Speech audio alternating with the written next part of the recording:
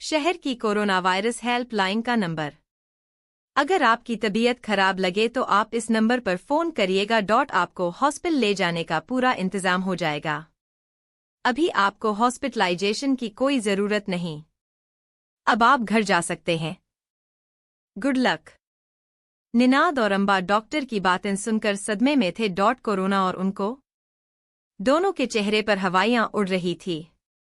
Corona के खौफ से दोनों के चेहरों से मानो रक्त निचुड़ सा गया था। उन्हें लग रहा था मानो उनके पांव तले जमीन न रही थी। हॉस्पिटल से बाहर निकलकर निनाद ने अपनी पत्नी अम्बा से कहा, प्लीज अम्बा, घर चलो, तुम्हारी भी तबीयत ठीक नहीं है। कोरोना का नाम सुनकर मैं हिल गया हूँ। कोरोना से मौत की इतनी कहानियां सुन सुनकर मुझे दहशत सी हो रही है। बहुत घबराहट हो रही है। तुम साथ होगी तो मेरी हिम्मत बनी रहेगी। प्लीज अम्बा, ना मत करना। फिर घर जाओगी तो माँ को भी तुमसे बीमारी लगने का डर होगा। निनाद के मुंह से प्लीज और घर जाने की रिक्वेस्ट सुन अम्बा बुरी तरह से चौंक गई थी। वह मन ही मन सोच रही थी, इस बदजुबान और हेकड़ निनाद को क्या हुआ। शायद 3 महीने मुझसे अलग रहकर आटे दाल का भाव पता चल गया है इन्हें।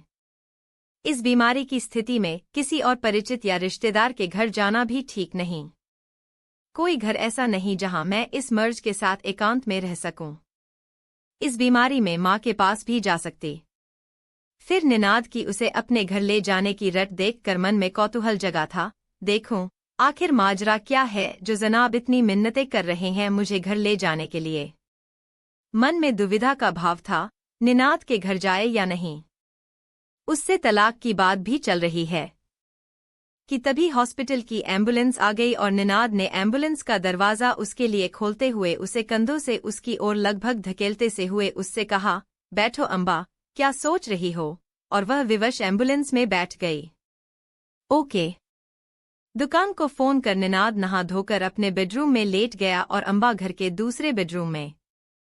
अम्बा को तनिक थकान हो आई थी और उसने आंखें बंद कर लीं।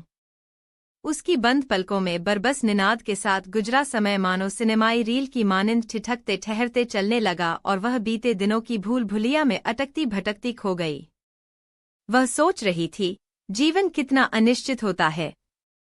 निनाद से विवाह कर वह कितनी खुश थी, मानो 7वें आसमान में हो, लेकिन उसे क्या पता था, निनाद से शादी उसके जीवन की सबसे बड़ी भूल होगी। एक सरकारी प्रतिष्ठान में वैज्ञानिक अम्बा और एक बहुराष्ट्रीय प्रतिष्ठान में वैज्ञानिक निनाद का 3 वर्षों पहले विवाह हुआ था।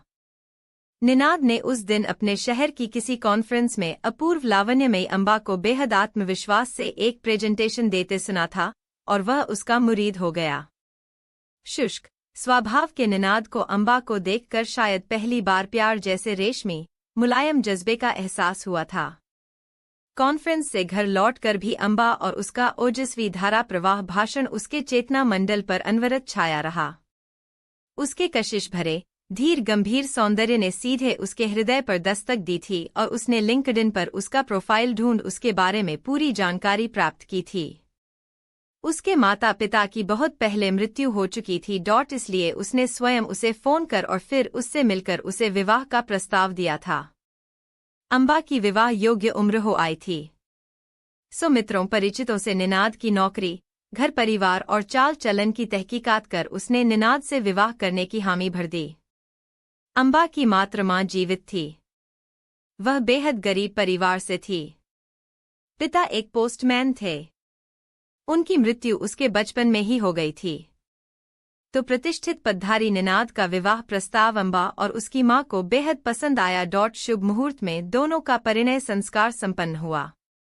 विवाह के उपरांत सुर्ख लाल जोड़े में सजी पायल छनकाती अम्बा निनाद के घर आ गई, लेकिन यह विवाह उसके जीवन में खुशियों के फूल कतई न खिला सका।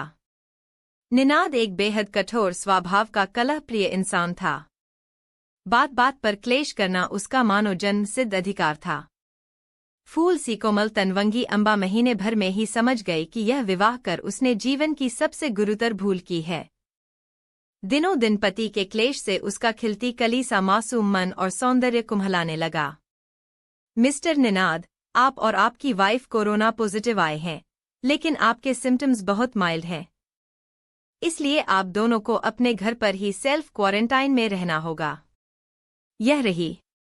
निनाद बात बात पर उसे अपने से कम हैसियत के परिवार का तायना देता। गाहे बगाहे वह माँ से मिलने जाती तो उससे लड़ता, मामूली बातों पर उससे उलझ पड़ता, बात बात पर उसे झिड़कता।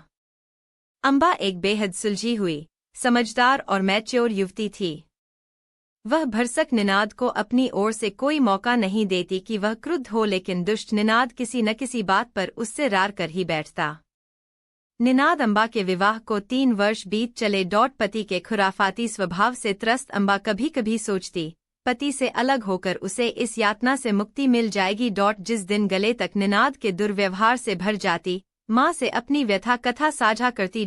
उससे अलग होने की मंशा जताती, लेकिन पुरातनपंथी माँ हर बार उसे धीरज रखने की सलाह देकर चुप कराकर वापस अपने घर भेज देती। एक दिन लेकिन हद ही हो गई। उस दिन अम्बा माँ के घर से लौटी ही थी कि रात के 8 बजे तक टेबल पर डिनर सर्व न होने की फिजूल सी बात पर निनाद उस पर गुस्से से फट पड़ा। और उस दिन निनाद का बेवजह गुस्से से चीखना चिल्लाना सुन अम्बा का धैर्य जवाब दे गया। वह उल्टे पैरों वापस माँ के घर चली आई। बहुत सोच विचार कर माँ के यहाँ 1 माह रहने के बाद उसने निनाद को फोन करके कहा, निनाद, अब मैं यहाँ माँ के साथ ही रहूंगी, तुम्हारे घर नहीं लौटूंगी, मुझे तुमसे तलाक चाहिए। अम्बा की यह बात सुनकर निनाद अतीव क्रोध से बिफर उठा। अम्बा की तलाक की मांग उसे अपने पौरुष पर प्रहार लगी। सो गुस्से से भड़कते हुए वह चिल्लाया, शौक से रहो माँ के साथ। मैं भी तुम्हारे बिना मरा नहीं जा रहा, जब चाहोगी तलाक मिल जाएगा। मन ही मन समझता था कि वह पत्नी के साथ ज्यादती कर रहा है, लेकिन अपने पुरुषोचित, अड़ियल और अहमवादी स्वभाव से मजबूर था। अम्बा तलाक की कार्यवाही शुरू करने के लिए एक अच्छे वकील की तलाश में जुट गई थी। अम्बा को माँ के यहाँ आए 3 माह हो चले थे। तभी अम्बा को एक अच्छी महिला वकील मिल गई थी और वह उससे मिलने ही वाली थी कि तभी उन्हीं दिनों लंदन में एक कॉन्फ्रेंस में दोनों को जाना पड़ा। कॉन्फ्रेंस अटेंड कर एक ही फ्लाइट से वे दोनों अपने देश लौटे ही थे कि लंदन में कोरोना के प्रकोप के चलते अपने शहर के एयरपोर्ट पर निनाद को हल्का बुखार निकला।